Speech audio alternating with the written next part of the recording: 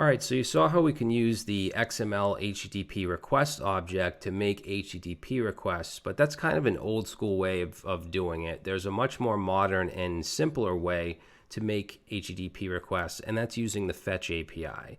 Now, the big difference between Fetch and using old school AJAX is that the Fetch API returns a promise. So we already went over promises. You know how to handle them with the .then syntax. So that's key to knowing how to use the Fetch API. Now, Fetch is actually a method that's available on the window object. So if I type in window here and scroll down a little bit, you'll see that we have this fetch method available to us. So that's how we can access it. And you can do like window.fetch, but nobody really does that. We just do fetch. So I'm going to keep that there for now.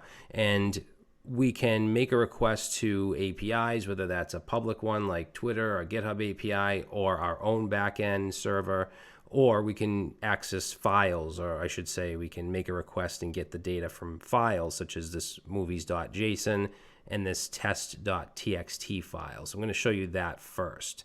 So we pass in here whatever we want to make a request to. In this case, I'm going to say movies.json.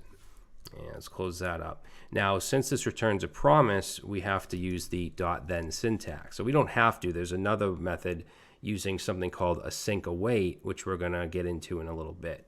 But this is the standard promise syntax. So in the .then, let's put this on a separate line. You might think, well, we're going to get the data and then do what we want with the data, but it works a little different. With the Fetch API, the first promise that we get back is going to be a response object. So usually you'll see like res, or you can just spell out response. And then let's just console log that just to show what that is. So as you can see, it's a response object, and it has a bunch of properties on it that has to do with our response, such as the status, which in this case is 200 because everything went okay. We were able to access movies.json. Status text is okay. The okay value here is true. If something went wrong, that would be false. Redirected, any headers that we have, but the body, which is actually a readable stream.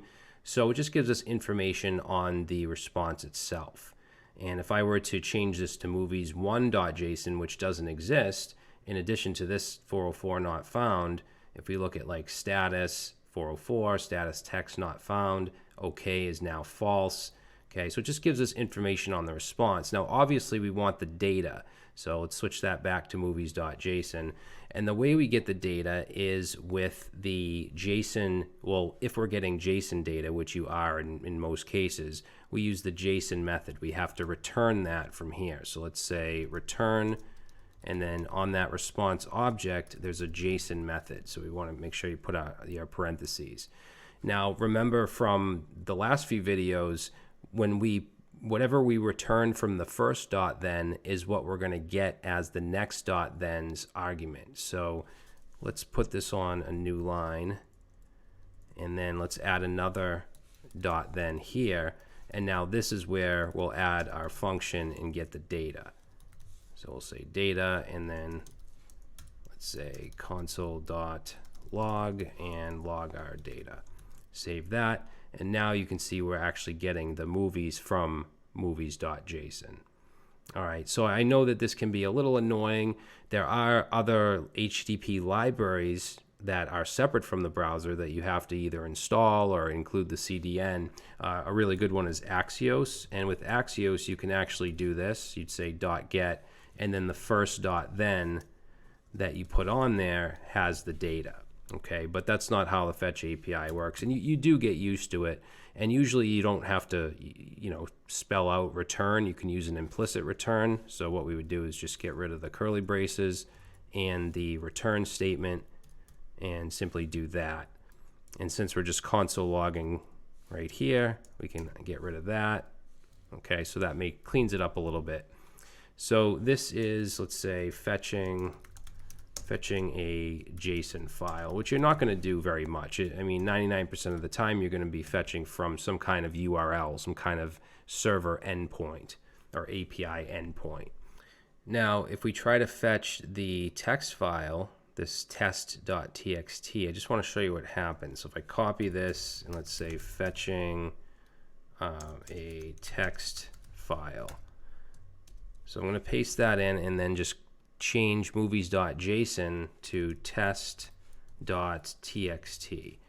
So if I run that, we're going to get an error that says it's a syntax error. This is not valid JSON, which of course it's not. It's looking in this txt file. So on the response object, we also have a text method. So if I do that and save, now you can see it's fetching the text and just console logging it. All right. Now, like I said, usually you're going to be fetching from an API, and this could be, again, a public API. There's tons of them out there, really cool ones, really helpful ones for all kinds of data, or your own server, which could be written with Node.js and a framework like Express or something like that, or PHP, maybe Laravel, Python, Django. There's a ton of languages and frameworks out there that you can use to create an API. All right, but that's back end. We're dealing with front end mostly in this course. I might get into a little back end later on, at least more explanation of it. So to do that, we can just copy, let's grab this because we are getting JSON data. So usually you're going to do this response JSON. And I'm going to change this instead of just a path to a file. Let's use the GitHub API. So we'll say api.github.com/users. Let's just do that first. Okay, so what that gives us, if we save, it gives us the first 30 users on GitHub. Okay, so it's an array of user objects. Now, if I want to get a specific user, I can put / and then a username. So I'll put my own here, save that, and that gives us an object with that user's data. Okay, and there's other URLs here if you want to get more. So if, for instance, if we look at repos URL, so that would be user/Brad Traversy/repos. If I do that, so /repos, now it gives me the first 30 repositories. Okay, and there's all types of endpoints, and when you're working with an API, you really have to understand it as far as which endpoints are available, what kind of data does it give you, do you need authentication? The reason I use the GitHub API a lot is because you don't need authentication, at least for the first however many requests. Some you actually need to authenticate, and you need to get a token or a key, and then you need to send that key with your request. It's not just open like this.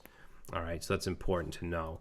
And then when you get the data, you can obviously do whatever you want with it. I'm just console logging it, but let's say I want to, let's say document.query selector and select the H1, and let's say .text content, and I'll set that to the data. Now the data is this object. You can see it has a login property, so I can say data.login, save that, and now it changes the H1 to that data, to that login that I got from the GitHub API. All right, so if you want to play around with it, there's tons of public APIs that you can use. What I want to do in the next video is a small project. We're going to use a random user API where we can make a GET request. And by the way, all of these are making GET requests. If you don't specify which type of request, then it's going to be a GET. A couple videos from now, I'm going to show you how we can make post, put, and delete requests as well. But in the next video, we'll do a little random user project.